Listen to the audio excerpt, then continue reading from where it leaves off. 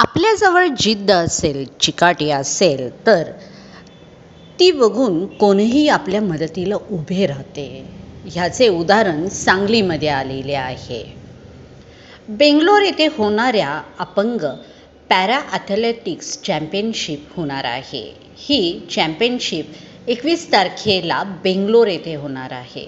त्यासाठी सांगलीमधून आशा पाटील यांची निवड झालेली आहे. मात्र त्यांच्या काही अडचणीमुळे त्यांना स्टीलचा स्टूल घेणे शक्य नव्हते. ही बाब सांगलीमधील मुद्रांक विक्रेता व दस्तलेखनिक संघटनेस कळाल्यानंतर त्यांनी स्वतःहून आशा पाटील यांच्या मदतीला धाव घेतली.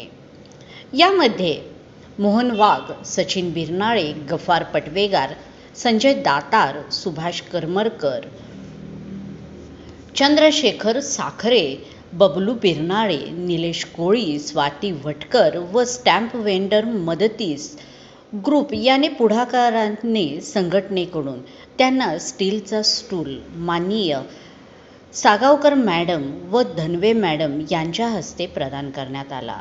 यावेळी मुद्रांक विक्रेता व दस्तलेखनिक सांगलीचे अध्यक्ष मोहन वाघ व मुद्रांक विक्रेते किशोर सगरे, संजय दातार, मनोज कुलकर्णी, अनिल पाटील व सामाजिक कार्यकर्ते श्रीराम आलाकुंटे यासह अनेक जण उपस्थित होते.